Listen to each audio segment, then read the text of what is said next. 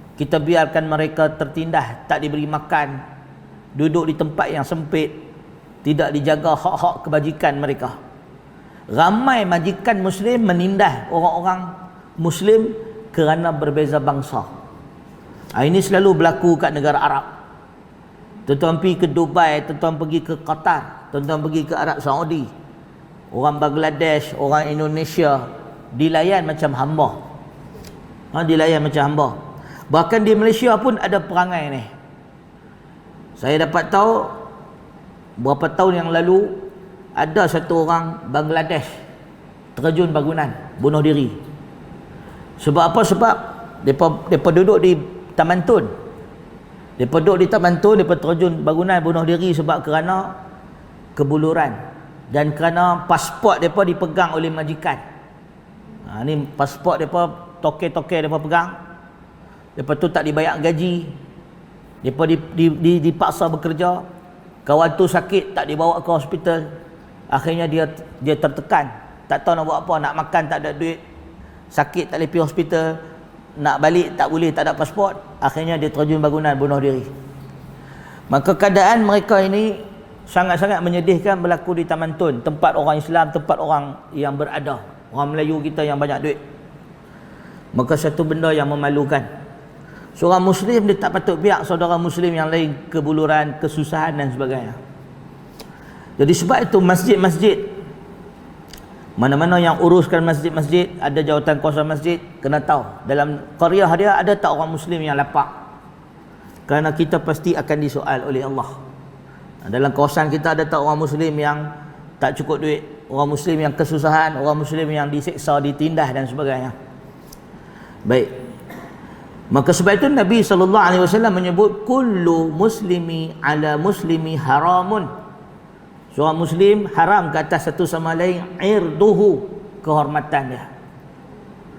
Jadi orang lelaki dia tak boleh mencabul kehormatan perempuan. Orang perempuan dia ada maruah. Orang lelaki wajib memelihara maruah wanita muslimah. Dia bercinta macam mana pun tak boleh bawa pergi tengok wayang, tak boleh pegang tangan selagi bukan halal milik dia. Kerana dia kalau dia melakukan hal yang demikian, dia telah melanggar hadis Nabi, kullu muslimi ala muslimin haramun irduhu. Maruah, kehormatan wanita Islam kena dipelihara. Wa maluhu, dan harta orang Islam tak boleh kita pergi scam, ambil duit dia. Ramai orang tu buat scam ni. Kita tak boleh nak ambil duit orang Islam secara haram. Wadamuhu, dan darah dia, kita tak boleh nak tumpahkan darah dia, menyakiti dia secara haram. Kerana jika melakukan hal yang demikian, kita menyalahi perintah Allah dan kita tidak mencapai takwa. Sebab tu kata Nabi, at-taqwa hauna, takwa tu dekat dalam dada. Bihasbi imri'in minasyarri an yahqira aqahu muslim. Cukuplah satu orang memadai dia anggap jahat kalau dia menghina Muslim yang lain. Hadis riwayat At-Tirmizi. Maka kata kunci dalam hadis ni, cukup satu orang dianggap jahat kalau dia hina orang lain. Siapa-siapa hina orang lain, kita boleh kata dia jahat. Sebab Nabi kata bihasbi imri'in minasyar, cukup satu orang dianggap jahat an yahqira aqahu muslim. Cukup dia dianggap jahat kalau dia pergi hina Muslim yang lain. Sahabat-sahabat yang dikasihi sekalian, dalam Islam kalau kita pergi hina orang, kalau benda tu tak betul, maka dipanggil buhtan. Buhtan ni maknanya pergi buat cerita palsu.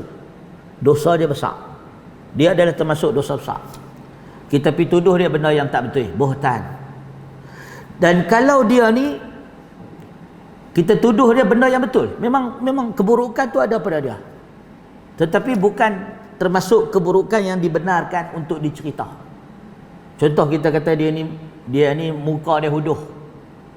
Itu bukan termasuk keburukan yang harus dicerita pada orang. Maka itu termasuk ghibah. Kata Nabi SAW, wa mal ghibah. Apa dia ghibah? Ghibah ni kata Nabi menyatakan sesuatu tentang saudara kamu yang dia tak suka. Sahabat kata, ya Rasulullah, bagaimana kalau benda tu betul? Nabi kata, kalau betul itu ghibah, dan kalau tidak betul maka itu adalah buhtan. Itu adalah fitnah palsu, buat reka cerita. Lagi besar dosa. Benda hak betul pun kita tak boleh kata. Contoh kawan kita dia ada tak lalat besar, Dia ada tai lalat besar dekat muka. Dia tak suka orang duk sebut pasal tai lalat dia. Jangan duk sebut lah, itu si Minah. Minah mana? Minah yang ada tai lalat. Maka itu termasuk ribah. Sama dengan orang lelaki. Ada orang lelaki, dia ada parut. Kita dia tanya, mat mana? Mat parut tu lah. Itu termasuk ribah yang diharamkan. Maka kata para ulama, kita tak boleh menyebut sesuatu keburukan pasal diri orang kalau dia tak suka. Kecuali dalam hal-hal yang darurah. Darurah tu macam mana? Kita nak bawa kepada mahkamah, nak mengadu kepada qadi. Qadi tanya macam mana orang yang merompak ni. Kita kata orang yang merompak ni dia ada tai lalat besar, dia ada parut. Itu tak apalah. Bukan nak meribah dia, tapi nak menyatakan kebenaran. Itu boleh. Ada hak dalam Islam. Begitu juga kita boleh melakukan ribah apabila ada tujuan yang berbentuk syarak, seperti nak selamatkan dia. Orang hilang, kita nak cari dia, nak selamatkan dia dan sebagainya. Itu boleh. Tetapi dalam bentuk-bentuk umum, kita nak sembang orang, nak bergurau senda, maka ribah adalah sesuatu yang diharamkan dan dia dosa besar. Baik, sahabat-sahabat yang dikasihi sekalian, para ulama berbeza pendapat tentang ribah ni. Adakah dia membatalkan puasa, tak batal puasa? Di kalangan para ulama jumhur mengatakan ribah tidak membatalkan puasa. Mengumpat tak batal puasa, tetapi menghapuskan pahala puasa. Puasa tak perlu qada, tak perlu qada. Puasa aja, tapi pahala tak ada.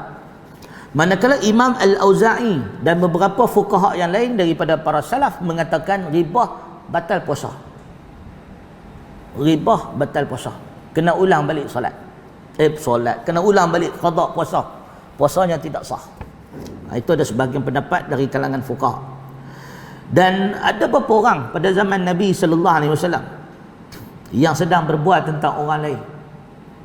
Lalu Nabi kata, sesungguhnya kamu telah memakan daging saudara kamu. Dan mereka berdua kemudian muntah. Dan daripada muntah tu keluar daging. Ini adalah antara mukjizat Nabi sallallahu alaihi wasallam. Walaupun dalam Al-Quran Allah sebut benda yang sama. Kamu melakukan ribah, mengumpat seperti kamu makan daging saudara kamu. Jadi sahabat-sahabat yang dikasihi sekalian, dia punca manusia ni jadi mengumpat, kerana dengan mengumpat tu kita rasa kita dapat menutupi keburukan kita. Ini adalah sifat biasa manusia, kata Imam Ibn Al-Qayyim. Kita sebut keburukan orang dengan harapan keburukan kita ditutup. Tetapi sebenarnya yang berlaku adalah terbalik. Bila kita mengumpat orang, kita mendedahkan keburukan akhlak kita. Baik, sahabat-sahabat yang dikasihi sekalian, wa anhu, daripada Abi Hurairah juga. Kata Abi Hurairah, qala Rasulullah sallallahu alaihi wasallam, dalam hadis yang berikutnya, hadis 235. La tahasadu wa la tanajashu wa la tabaghadu wa la tadabaru wa la yabi' ba'dukum ala bai'i ba'din. Kata Nabi sallallahu alaihi wasallam, la tahasadu. La tahasadu. Janganlah kamu saling berhasad dengki. Hasad dengki ni, dia adalah fitrah. Semua orang ada hasad dengki, kata Imam Ibn Taymiyah. Tetapi orang yang beriman, dia akan menekan atau menghilangkan atau menyekat hasad itu dari menguasai diri dia. Semua ada. Kerana ini fitrah. Fitrah kita rasa cemburu. Sebab tu kita adik-beradik pun akan dengki kat saudara-saudara kita. Adik-beradik dengki, abang dengan adik pun akan dengki. Berlaku sebagaimana berlaku dalam kisah Nabi Yusuf AS. Ini adik-beradik dalam Quran, Allah cerita ada dengki. Wala tahasadu, jangan kamu saling berdengki. Wala tanajashu, dan janganlah kamu saling menipu. Jangan saling menipu. Apa makna najashu? Tanajashu ni daripada kalimah najasha. Ini orang Arab dalam perniagaan dia panggil bai'un najash. Bai'un najash ni maknanya jual beli menipu. Menipu. Tanajashu ni maknanya helah, melakukan helah. Jangan buat helah kepada sesama muslim. Kita tak boleh, tuan-tuan, buat helah kepada sesama muslim. Jadi Nabi SAW melarang berlaku hasad. Semua orang ada hasad, tetapi dia perlu kawal hasad dia. Jangan tunjuk, jangan buat apa yang dirasa dalam hati. Dalam hati saja tak apa. Jangan main keluar kepada tindakan. Wala tahasadu wala tanajashu, dan jangan kamu saling melakukan penipuan atau helah kepada saudara seagama. Baik, apa yang dimaksudkan dengan tanajashu, iaitu seseorang mempermainkan saudaranya. Maka mempermainkan saudaranya ada dua jenis. Satu mempermainkan hartanya, yang kedua mempermainkan dirinya. Maknanya contoh, orang main tanya kita, tu minta tunjuk arah jalan, kita pun bagi arah yang salah atas nama prank. Prank tu tanajashu lah. Dan hari ini contoh 1 April Fool. Sesuai lah ni. Nabi sebut wala tanajashu, jangan duk pergi tipu orang, pergi buat naya orang. Itu adalah termasuk najas. Dia kira lawak ke dia kira memperdayakan orang. Nabi tak bagi memperdayakan orang. Wala tabaghadu, dan janganlah kamu melakukan kebencian kepada satu sama lain. Jangan duk buat musuh. Bughda ni kebencian atau musuh. Wala tadabaru, dimaksudkan dengan tadabaru adalah saling memutuskan hubungan antara satu sama lain, memulaukan satu sama lain. Tadabaru ni maknanya membelakangi satu sama lain. Masing-masing pakat duk musuh, benci satu sama lain. Dia memulaukan satu sama lain. Wala yabi' ba'dukum ala bai'i ba'din, jangan kamu menjual sesuatu. Wala yabi' ni maknanya kamu menjual sesuatu di atas jualan saudara kamu yang lain. Jangan menjual sesuatu yang mana sedang dalam urus niaga saudara kamu yang lain. Jangan berjual beli dengan saudara kamu yang sedang dalam urus niaga. Contoh, ada orang dia nak pergi pinang si A, tiba-tiba si B pun pergi pinang si A juga. Maka ia termasuk dalam hadis ni, Nabi larang, jangan membeli atas belian saudara kamu, jangan menjual atas jualan saudara kamu, jangan meminang atas pinangan saudara kamu, tak boleh. Sama juga kawan kita, dia nak beli kereta, dia nak beli kereta A. Kita tahu dia nak beli kereta A, kita pun nak pergi beli kereta A yang sama. Kita offer harga lagi tinggi. Hukum dia haram. Tetapi ini masalah kita di negara kita biasa buat. Mereka kata better offer. Better offer ni tuan-tuan, dia boleh dengan syarat tidak dalam waktu yang sama. Maka saya masih ingat lagi, kalau di negara Arab, di tempat-tempat syarikat-syarikat yang orang-orang yang beriman lah, orang-orang yang majikan-majikan yang beragama, bila ada satu orang ni ditawarkan pekerjaan, hak kawan ni pun nak offer kerja dekat dia, tapi dia tak offer lagi selagi mana offer tu belum expired. Dia tunggu dulu bagi offer tu expired. Dah expired baru dia offer. Dia bukan double offer, triple offer, tak boleh. Sebab dalam hadis Nabi tak bagi kita membeli atas belian orang lain atau menjual atas jualan orang lain. Maksudnya orang tu pun nak jual kat dia, kita pun nak jual kat dia, tak boleh. Kita biar bagi dia habis dulu, dia settle dengan kawan tu, baru kita beli offer, supaya kita tidak jeopardize tawaran daripada orang lain. Kerana ini hak dalam Islam. Habis ustaz, macam mana nak buat comparison, nak pilih mana yang better offer?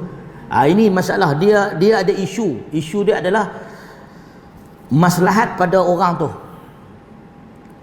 Bila mana kita mendapati bahawa orang itu ditawarkan dengan suatu tawaran yang rendah, kita nak bagi better offer supaya nak menjaga kebajikan ni, itu boleh.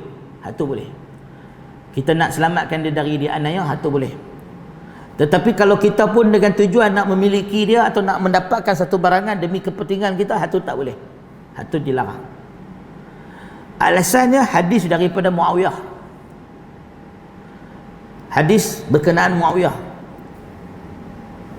Apabila Nabi SAW didatangi oleh seorang sahabat wanita, lalu dia kata dekat Nabi, ya Rasulullah, aku dipinang oleh dua orang lelaki. Seorang nama dia Muawiyah, seorang lagi nama dia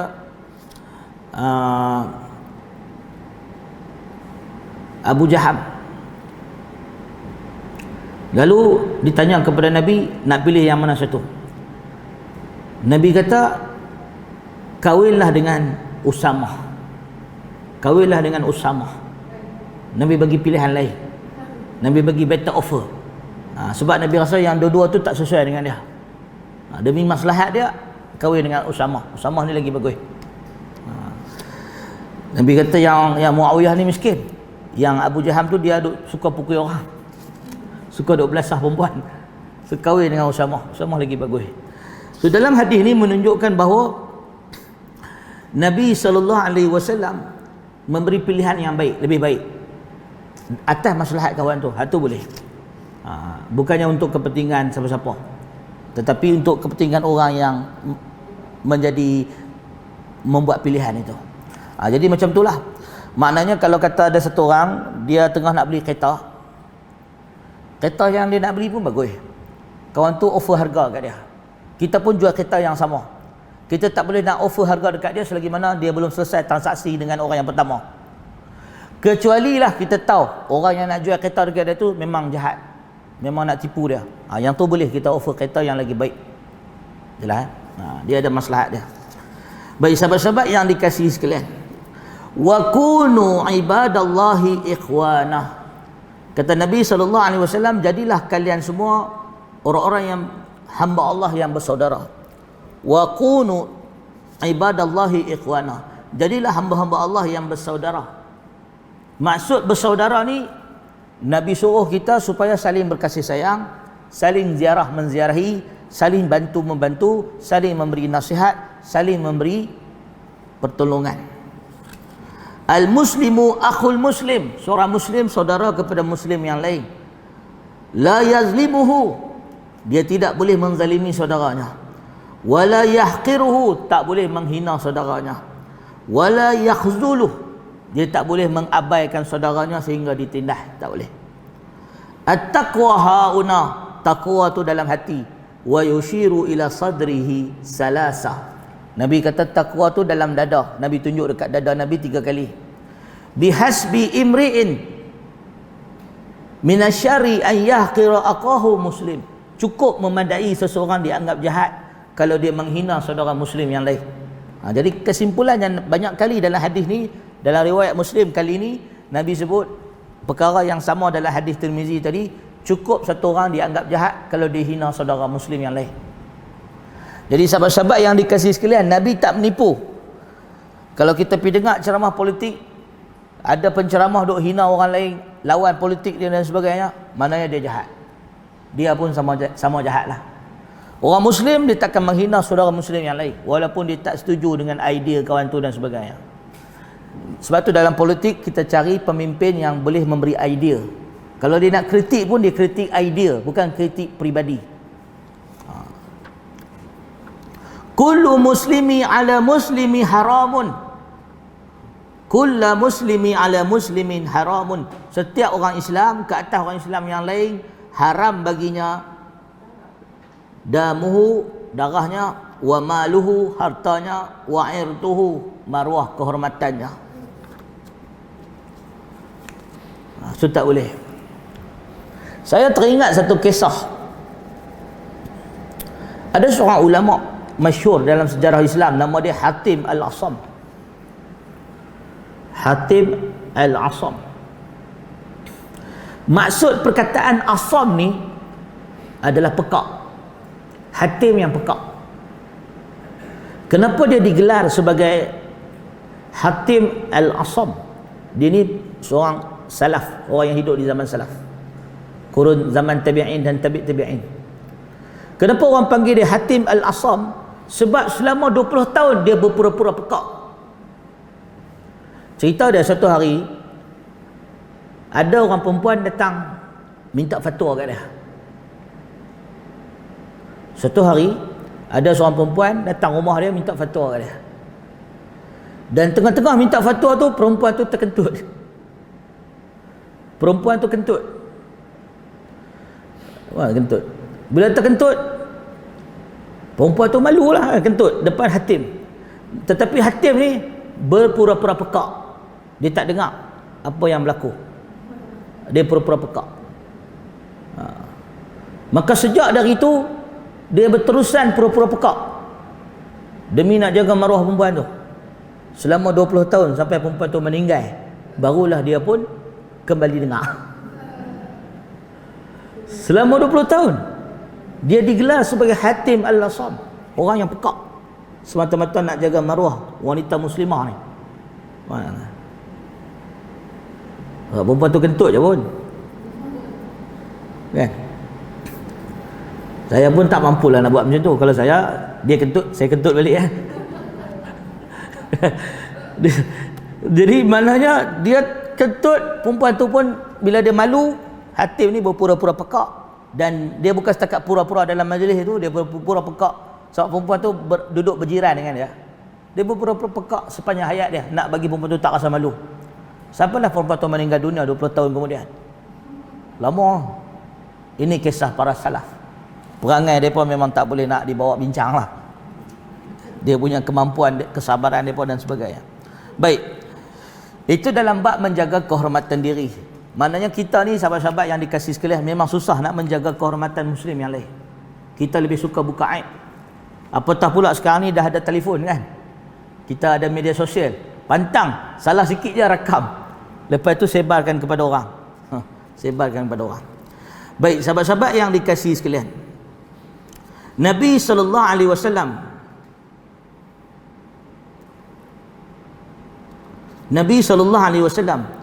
menyebut dalam hadis yang berikutnya, wa an Anas radhiyallahu ta'ala anhu anin Nabi sallallahu alaihi wasallam qala la yu'minu ahadukum hatta yuhibba li akhihi ma yuhibbu li nafsihi. Tidaklah dianggap sempurna iman seseorang kamu hatta yuhibba, sehingga dia mengasihi saudaranya, ma yuhibbu li nafsihi, sebagaimana dia mengasihi dirinya sendiri. Maknanya dia sayang dekat saudara dia sebagaimana dia sayang pada dirinya.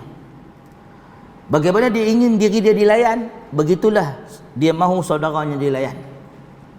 Maka Sayyidina Uthman bin Affan radhiyallahu ta'ala anhu dan Abdurrahman bin Auf, sahabat Nabi yang kaya ni, dia memakai baju yang dipakai oleh hamba dia. Maknanya hamba-hamba mereka pakai baju yang setanding dengan pakaian mereka. Dan diriwayatkan daripada para salaf bahawa pada zaman sahabat Nabi, bila mereka kaya raya, mereka memiliki hamba-hamba, orang suruhan dan sebagainya. Orang-orang suruhan mereka memakan, minum, memakai pakaian yang sama dipakai oleh tuan-tuan mereka, tidak ada perbezaan, tak beza sikit pun. Kalau kita pakai baju polo, orang gaji kita pun pakai baju polo. Dia tidak ada perbezaan antara pangkat dan darjat dalam bab layanan, sama. Pernah berlaku pada zaman Sayyidina Umar bin Khattab, zaman Sayyidina Umar. Maka Sayyidina Umar datang ke Mesir menziarahi Gubernur Amru bin Al-As. Sayyidina Umar, dia pernah main Mesir. Maka sampai di Mesir, Sayyidina Umar dilayan dengan layanan VIP. VIP lah, dia khalifah. Maka dihidangkan makanan yang enak-enak, dijemput Sayyidina Umar makan, duduk makan. Manakala pengawal disuruh berdiri kawal khalifah. Maka Amru bin Al-As ajak Umar mai duduk makan. Kata Umar, Allah tidak menjadikan daripada perut mak mereka lelaki-lelaki ni, pengawal-pengawal ni lah, untuk melihat kita makan. Umar marah kepada Amru bin Al-As. Umar marah. Dan sebagai hukuman, Umar suruh pengawal-pengawal tu makan. Amru bin Al-As tengok mereka makan. Ini Umar Al-Khattab. Jangan buat main, ni Sayyidina Umar, bukan sebarang khalifah. Sayyidina Umar punya level. Jadi Umar ni, dia dijemput oleh Amru bin Al-As, gubernur ataupun amir Mesir, pemimpin Mesir, gubernur Mesir. Konon-kononnya nak sambut Umar, buat jamu makan enak-enak, suruh Umar main makan. Ada pengawal-pengawal semua duduk tengok kan. Umar kata, kalau nak jamu VIP ni, Allah tak jadikan pengawal-pengawal ni daripada perut mak mereka untuk tengok kita makan. Suruh mereka makan. Dan sekarang kamu wahai anak Ibnu Al-As, Amru bin Al-As, Nabi kata wahai anak Al-As, kamu tengok mereka makan. Dan Umar pun tak makan. Umar tengok pengawal-pengawal tu makan. Apa makan? Kita tengok. Umar mendidik para pegawai dia bagaimana untuk menyamakan manusia dalam layanan dan hak sama rata. Itulah pemimpin yang adil sebagaimana Umar bin Khattab radhiyallahu taala anhu. Kalau negara kita lagi hebatlah. Ambulan lalu pun kena sekat. Ambulan pun kena sekat bagi VVIP lalu dulu. Menteri lalu dulu. Biar mampu happy lah ambulan. Itu masalah yang berlaku di negara kita. Kita tak ikut sunnah Nabi SAW. Baik, hadis yang berikutnya. Ada hadis ni banyak, kita percepatkan. Makna dia lebih kurang sama dengan apa yang kita sudah baca. Wa anhu, daripada Anas. Qala Rasulullah SAW, unsur akhaka zaliman au mazlumah. Unsur maknanya bantulah. Daripada kalimah ansar kan, kita dah sebut ansar. Daripada kalimah nasrun, nasara, pembantu. Unsur fi'il amr. Unsur akhaka zaliman au mazluman. Bantulah saudara kamu yang zalim atau yang dizalimi. Faqala rajul, kata seorang lelaki dari sahabat, ya Rasulullah, ansuruhu iza kana mazluman, ara'aita in kana zaliman kaifa ansuruhu. Kata sahabat Nabi, wahai Rasulullah, memang kami akan bantu orang-orang yang dizalimi, tetapi bagaimana kami nak bantu orang yang zalim? Qala tahjuzuhu. Tahjuzuhu, sekat dia. Tahjuz daripada kalimah hajaza, hajaz, buat benteng. Tahjuzuhu, sekat dia, cegah dia. Au tamna'uhu, atau larang dia. Minaz zulmi, daripada melakukan kezaliman. Fa inna zalika nasruhu, kerana yang demikian itu adalah cara engkau menolong dia. Hadis riwayat Al-Bukhari. Jadi dengan orang-orang yang zalim, macam mana kita nak tolong? Sebagaimana kata Nabi, bantulah saudara kamu yang zalim dan dizalimi. Orang yang zalim dan dizalimi, dua-dua kita kena tolong. Sahabat kata, macam mana nak tolong orang yang menzalim? Orang yang menzalimi macam mana nak tolong? Yang dizalimi kita boleh tolong. Yang menzalimi macam mana? Nabi kata tahjuzuhu, kita cuba sekat dia. Au tamna'hu, atau kita larang dia. Minaz zulmi, daripada dia melakukan kezaliman. Fa inna zalika nasruhu, yang demikian itu adalah pertolongan kepada dia.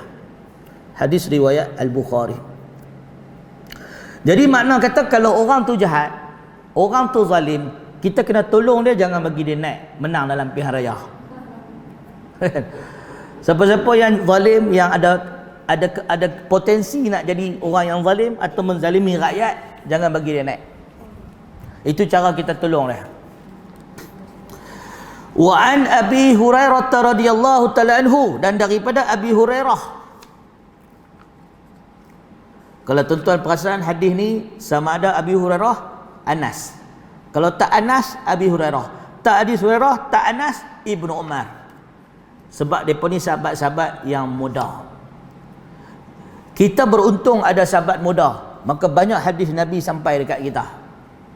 Kerana sahabat-sahabat Nabi yang senior, sahabat-sahabat Nabi yang senior, mereka tidak meriwayatkan hadis yang banyak. Satu hari, Abdullah bin Zubair bertanya kepada bapa dia, Zubair bin Al-Awwam, suami kepada Asma binti Abi Bakar. Maka Abdullah bin Zubair tanya bapa dia, wahai bapa, bukankah engkau ni berjuang dengan Nabi, duduk dengan Nabi, berkhidmat dekat Nabi, kenapa aku tak banyak meriwayatkan hadis dari engkau? Kenapa kau tak banyak cerita pasal hadis Nabi? Kata Zubair bin Al-Awwam, dia kata, kebanyakan sahabat-sahabat Nabi atau kami para sahabat Nabi yang tua-tua ni, kami tidak banyak meriwayatkan hadis kerana yang pertama, kami lupa. Kebanyakan kami lupa. Yang kedua, kerana kesibukan kami dengan pelbagai tugasan yang diberi oleh Rasulullah sallallahu alaihi wasallam. Mereka ada fungsi lain. Begitu juga Abu Bakar. Abu Bakar tak banyak riwayat hadis. Hadis-hadis dari Abu Bakar kalau dikira tak sampai 18 hadis. Tak banyak. Kerana para sahabat Nabi semakin mereka dewasa, semakin tua, semakin sedikit hadis mereka kerana berhati-hati, takut terlupa dan takut tersilap dalam meriwayatkan hadis Nabi sallallahu alaihi wasallam. Ini berbeza dengan sahabat muda, ingatan mereka lebih kuat.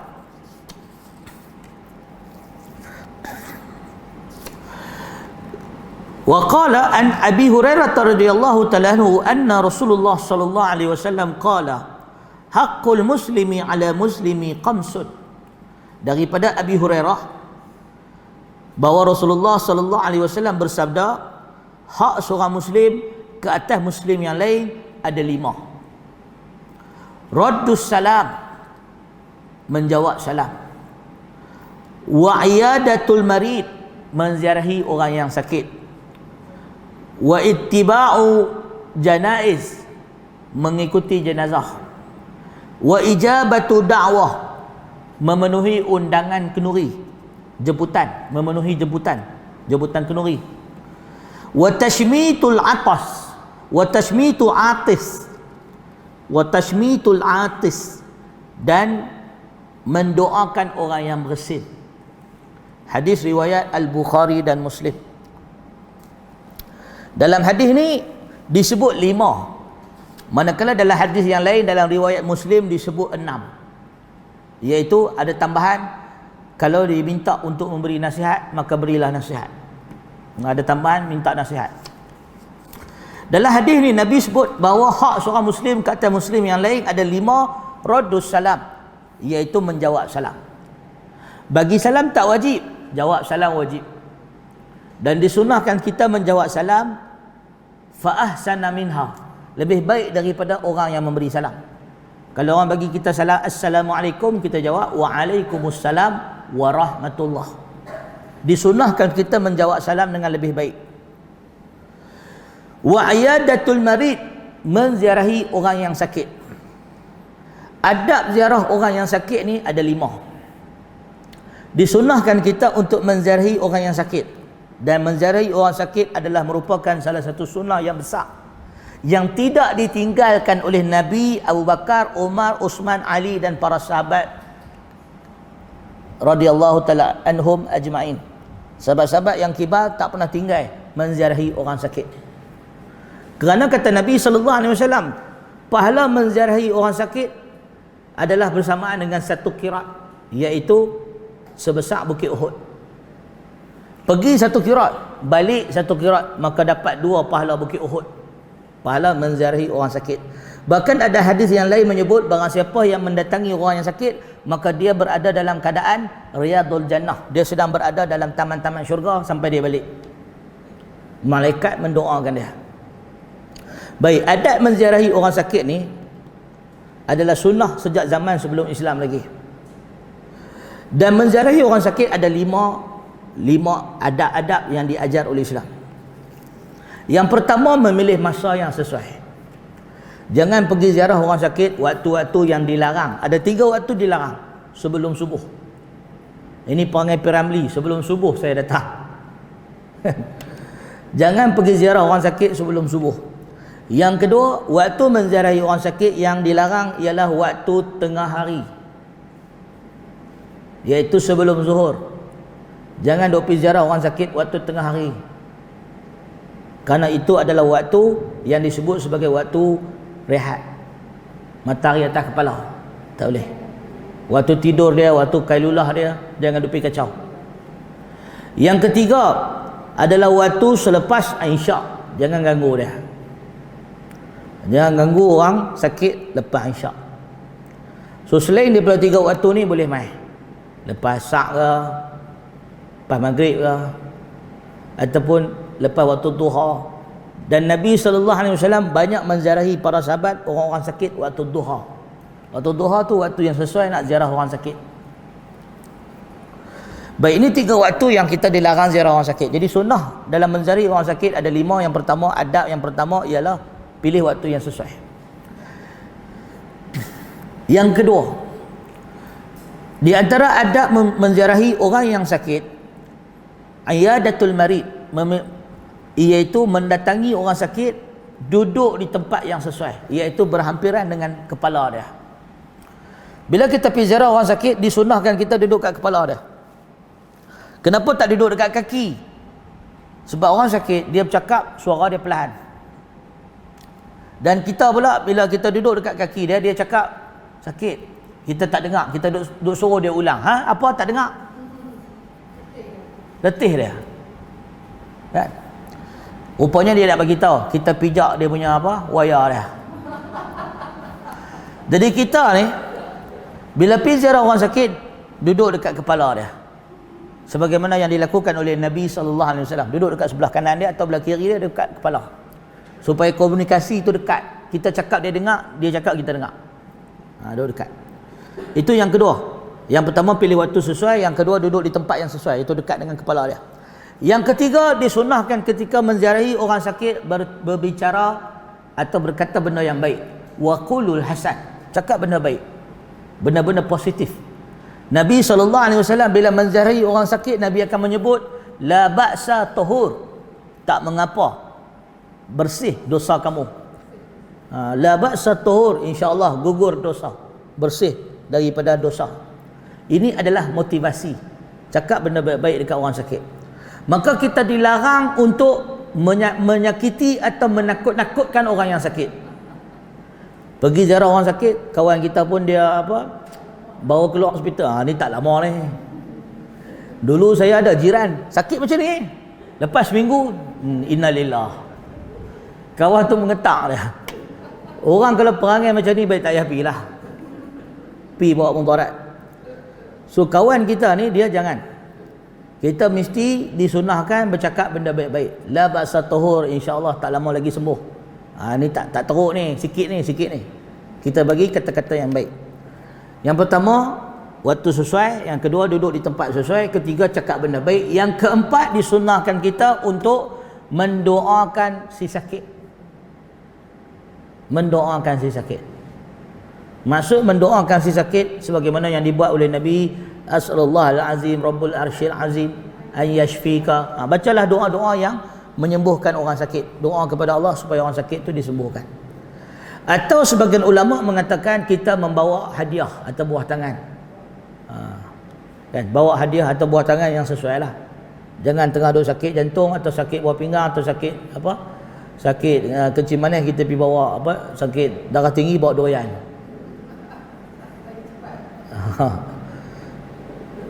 Nabi SAW menggalakkan Aisyah bawa bubur, sejenis bubur, bagi dekat orang sakit dan orang yang tak sihat.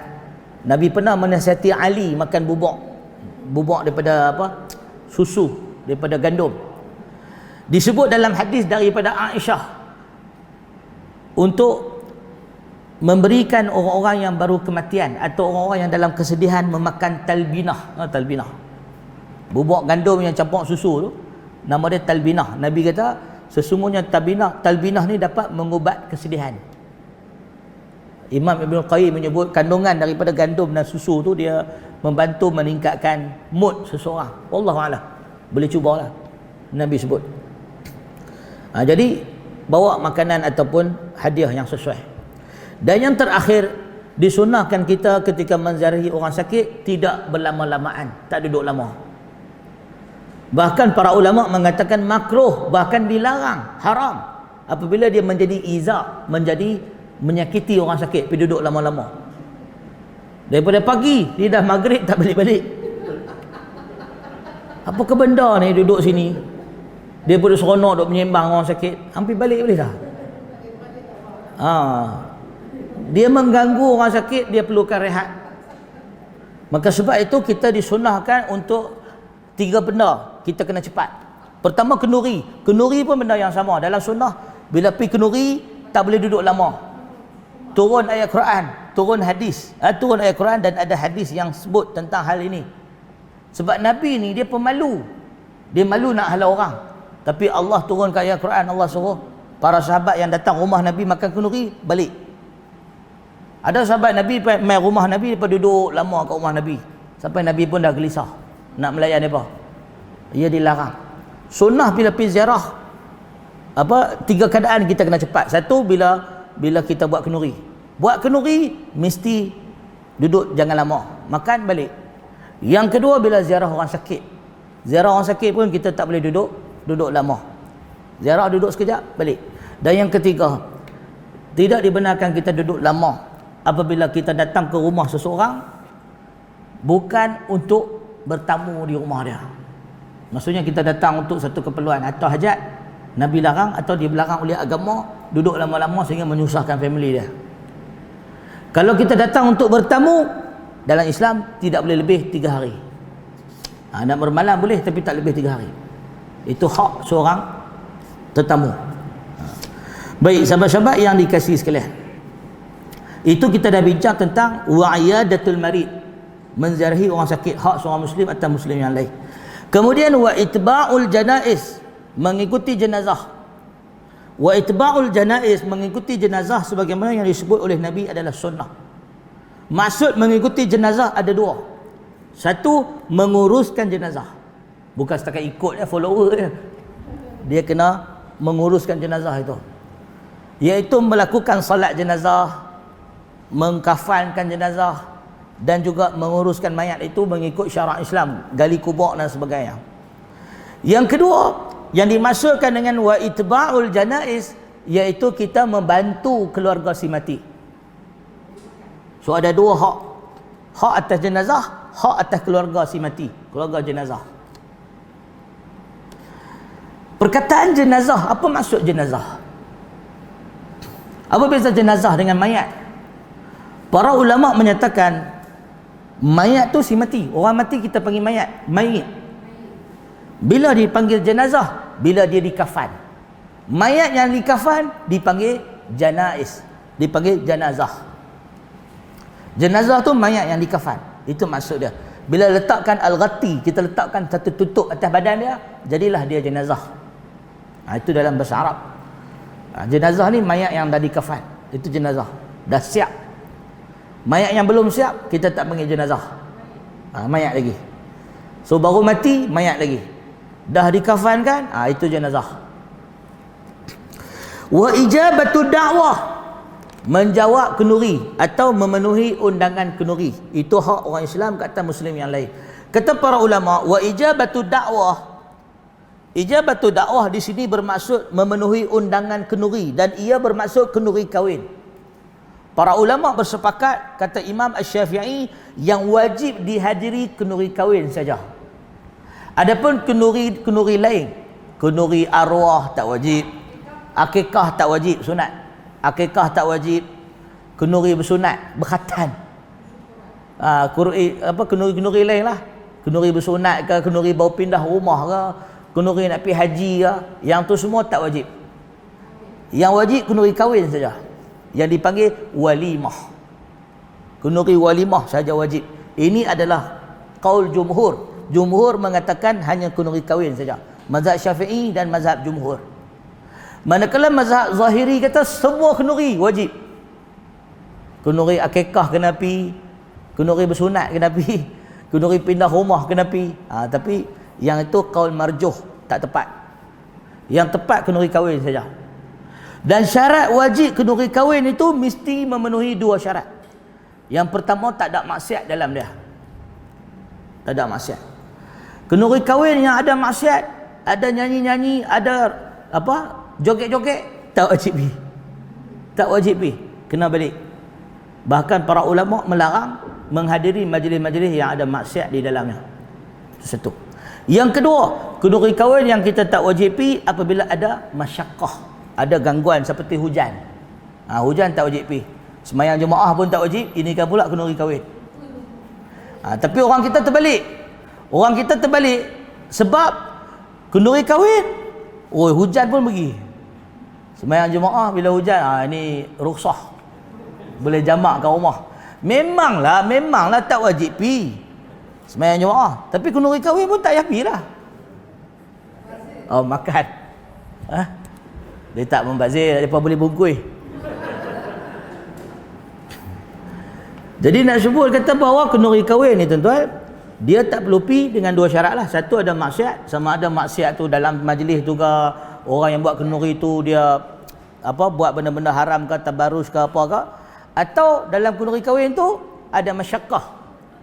Contoh masyaqqah, mazhab Syafi'i mengatakan sekiranya jauh lebih dari 2 marhalah. Jauh lah, kalau jauh tak wajib lah, gugur lah. Dia jangan kata kenduri kahwin tak payah pi. Dalam mazhab Syafi'i kalau lebih daripada 2 marhalah, kahwin pun boleh.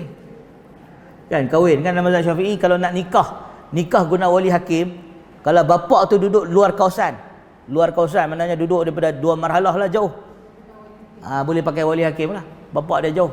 Ini dalam mazhab Syafi'i klasik lah. Maka sebab tu kalau nak kahwin dekat Siap, siapa-siapa yang nak kahwin dekat Siap, ni nasihat je lah. Nasihat je, tak ada kaitan antara hidup dan mati. Siapa-siapa yang nak kahwin dekat Siam, pastikan wali bapak perempuan tu dia tak ada berhampiran dua marhalah dekat dengan kawasan akad nikah tu. Kalau tidak dalam mazhab Syafi'i tak sah. Katakan bapak wanita tu duduk dekat mana? Dekat Bukit Kayu Hitam. Dekat Bukit Kayu Hitam ke atau Padang Sak. Akad nikah sepadan tu dekat je, tak sampai 10 km. Jabat agama di Thailand tu. Tak sah. Sebab wali dia dekat. Dia kena pergi jauh sikit, pergi Bangkok ke, pergi atas sikit lah, baru sah nikah. Kena lari daripada 2 marhalah. Baik, sahabat-sahabat yang dikasih sekalian, 2 marhalah dalam mazhab Syafi'i lebih kurang dalam 93 km. 93 km, lebih kurang lah. Jadi kita sebut tadi wa ijabatu da'wah, memenuhi undangan kenduri. Kenduri di sini bermaksud kenduri kahwin, bukan kenduri-kenduri lain. Wa tashmitul atis, dan mendoakan orang yang bersin. Dan minimum mendoakan orang yang bersin, syarat dia orang yang bersin sebut alhamdulillah. Kalau dia tak sebut alhamdulillah, tak wajib doakan dia. Tak wajib mendoakan dia. Jadi kalau dia sebut bersin, dia sebut alhamdulillah, kita kena sebut yarhamkallah. Kalau dia bersin, faqul ghairihi, dan dia pun sebut tapi bukan alhamdulillah, dia sebut dia sebut lain, dia sebut bless me. Oh, bless you. Atau dia sebut excuse me, kita pun sebut excuse you. Maknanya kita tak payah sebut apa-apalah, tak sunnah. Jadi sahabat-sahabat yang dikasih sekalian, jadi kita dah habis hadis ni, hadis Abi Hurairah. Seterusnya kita masuk hadis daripada Abi Umarah Al-Bara' bin Azib. Abi Umarah Al-Bara' bin Azib. Ini sahabat Nabi yang ada banyak isu, kontroversi. Tapi saya tak bercadang nak cerita pagi inilah. Nanti hari lain kita cerita pasal Al-Bara' bin Azib ni. Belum sesuai. Al-Bara' bin Azib ni sahabat Nabi yang terkenal. Dia ni masa muda dia mahir dalam bergusti. Dia mahir dalam bergusti, menjatuhkan lawan. Dia memang popular lah. Dia seorang yang pakar dalam perang. Maksudnya dalam perang ni dia hebat lah. Kata Abi Umarah Al-Bara' bin Azib radhiyallahu ta'ala anhu, qala amarana Rasulullah sallallahu alaihi wasallam bi sab'in. Kata Al-Bara' bin Azib, Nabi menyuruh kami dengan 7 perkara. Amarana bi'iyadatil marid, kami diperintahkan untuk menziarahi orang sakit. Wa itba'i janazah, dan mengikuti jenazah. Wa tashmitil atis, dan untuk mendoakan orang yang bersin. Wa ibraril muqsim, menepati sumpah. Wa ibrar ni maknanya memuliakan sumpah. Maknanya bila kita bersumpah, kita kena penuhi. Wa nasri mazlum, menolong orang yang dizalimi, yang ditindas. Wa ijabati da'i, memenuhi undangan orang yang menjemput kenduri. Wa ifsya'is salam, dan menyebarkan salam. Wa nahana an qawatima au taqattumin bizahabin, dan Nabi pula melarang kami daripada memakai cincin emas. Bagi lelaki tak boleh pakai cincin emas. Wa an syurbin bil fiddah, dan melarang kami makan dan minum menggunakan perak, bifiddah, pakai cawan perak tak boleh, cawan emas pun tak boleh, cawan perak pun tak boleh. Wa anil mayasiril humri, mayasiril humri, mayasir al-humri ni maknanya memakai pakaian yang diperbuat daripada kain sutra. Sutra tak boleh. Wa anil qasi'i, memakai pakaian daripada kain kapas, dia tulis ni kapas, sutra yang bercampur kapas. Wa an lubsil hariri, dan memakai sutra yang ni dia kata sutra yang bercampur kapas, sutra yang nipis. Al-qasi ini sutra yang nipis, humri tebal, humri sutra yang ada kapas, wa an qasi sutra yang nipis.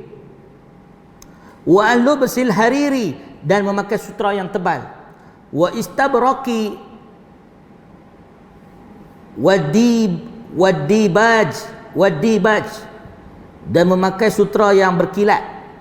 Istabraqi ni macam kilat lah, istabraq yang berkilat-kilat. Berkilat-kilat, memakai sutra yang berkilat-kilat, kita dilarang. Manakala dalam riwayat yang lain disebut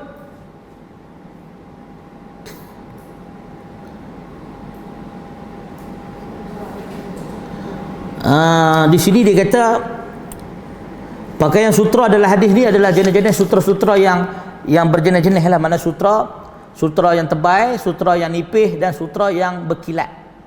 Tak boleh pakai sutra lah bagi lelaki, yang dilarang oleh Nabi SAW. Kalimah maisarah di sini dia kata adalah hiasan yang diperbuat daripada sutra, kain-kain sutra lah. Istilah bagi menunjukkan Nabi larang daripada memakai cawan atau pinggan daripada emas, daripada perak, daripada sutra, memakai perhiasan-perhiasan, kerana perhiasan bukan untuk lelaki. Orang lelaki tak boleh pakai perhiasan. Bahkan dalam hadis ada larangan Nabi mencela orang yang sikat rambut setiap hari. Nabi kata sikatlah rambut 3 hari sekali atau seminggu sekali. Maksud hadis ni bukan kata kita jangan sikat rambut, tetapi melarang orang lelaki berhias seperti perempuan. Asal nampak cermin je keluar sikat. Nabi larang, Nabi tak mau, supaya orang lelaki tak disibukkan dengan penampilan. Boleh sikat. Bahkan ada hadis larang selekeh. Ada seorang sahabat datang jumpa Nabi tapi selekeh rambut dia. Nabi kata macam syaitan. Nabi kata alangkah bagusnya kalau kamu ni pergi sikat rambut baru datang jumpa kami. Lelaki tu pun dia pergi sikat rambut, betulkan rambut dia, baru jumpa Nabi SAW, baru Nabi terima dia. So Nabi pun melarang kita daripada serabut macam syaitan. Rambut dreadlock kan, rambut gulung-gulung entah apa kan. Tetapi Nabi juga tidak mahu kita duk sikat rambut. Pantang nampak cermin sikat, pantang nampak cermin sikat. Kerana ia bukan sikap seorang lelaki, bukan tarajul, bukan sikap seorang rajul, seorang kelakian, tak maskulin. Yang mana dalam Islam seorang lelaki memiliki sifat maskulin itu terpuji. Baik sahabat-sahabat yang dikasihi sekalian, kita dah habis hadis ni. Kita masuk bab baru, bab 28. InsyaAllah kita sambung pada minggu akan datang. Bab satri auratil muslimin wa nahyi an isya'atiha li ghairi darurah. Bab menutup aib orang muslim dan larangan membuka aib atau menyebarkan aib orang muslim li ghairi darurah, tanpa ada darurat. Dalam Islam ni aib seseorang hanya boleh didedahkan kalau ada darurat, dalam mahkamah dan sebagainya. Mahkamah pun bukan macam kita hari ni. Mahkamah boleh, harian Metro boleh duk siarkan cerita dalam mahkamah. Janda diceraikan oleh lelaki, janda ganas, janda kuat. Benda-benda perkataan macam tu aib. Tak patut cerita pun, tak patut disensasikan pun. Bahkan kalau ada perceraian lelaki perempuan, tak disebarkan berita mereka. Ini artis bercerai lah, apalah, semua masuk dalam sahabat. Benda ni tak perlu. Dalam Islam benda-benda aib kita hanya dedahkan apabila ada darurat. Ada darurat. Itu masalah kita kat dunia ni. Benda yang aib kita biar buka. Benda yang betul-betul aib kita tak sebut pula. Kita biar pula. Contoh rasuah. Rasuah ni boleh buka. Hal tu kita tutup. Tak payah cerita ke orang lah. Padahal rasuah ni yang patut didedahkan. Rasuah, penyelewengan, korupsi, benda itu memang bukan aib. Itu memang boleh disebarkan. Kerana dia maslahat umum. Yang tu kita tutup. Bukti kita hapuskan. Tapi benda-benda aib, benda-benda peribadi, benda-benda isu seksual, hal orang peribadi, hal ni kita dedahkan. Hal ni tak patut. Ahli politik, bini dia minta cerai. Ahli politik kahwin 2, ahli politik kahwin 3, kahwin 4. Benda halal, berapa nak jadi sensasi? Tutup benda-benda cerita macam ni. Ahli politik beli kereta Mercedes dekat anak dia, bagi projek kat anak dia. Yang tu patut kita isukan.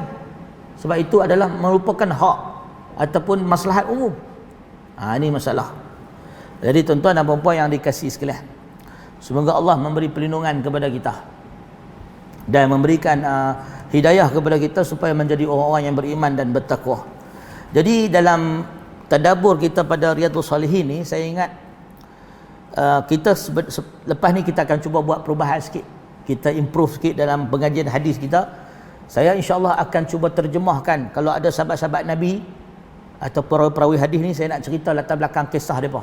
Macam tadi saya kata Al-Bara' bin Azib ni menarik kalau kita cuba bahaskan kisah dia untuk menjawab tomahan-tomahan orientalis dan orang-orang anti hadis terhadap sahabat-sahabat Nabi dan sebagainya, insya-Allah. Begitu juga kisah Abu Hurairah dan sebagainya.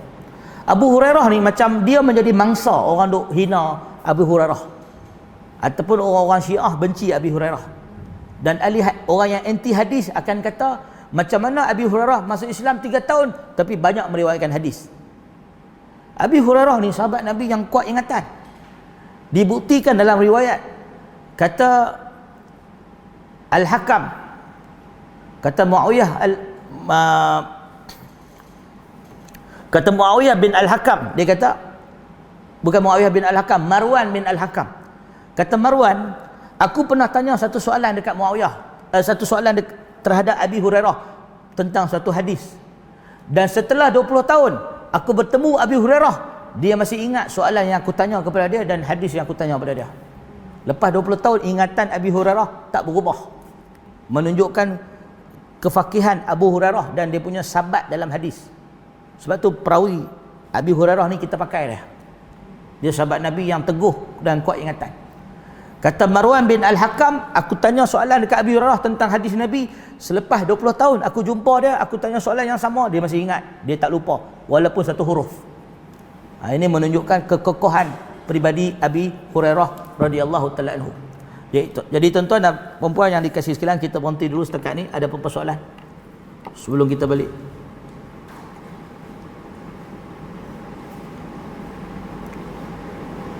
Jadi kalau tak ada, saya rasa cukup sekadar tu. Subhanakallahumma wa bihamdika asyhadu an la ilaha illa anta astaghfiruka wa atubu ilaih.